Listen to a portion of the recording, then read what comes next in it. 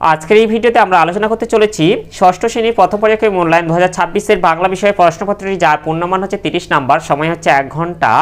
প্রশ্নপত্রটি তোমাদের 2026 সালে, প্রশ্নটি তোমরা ভালোভাবে দেখে নাও। এই প্রশ্নটি তোমরা ভালোভাবে সমাধান করে নেবে।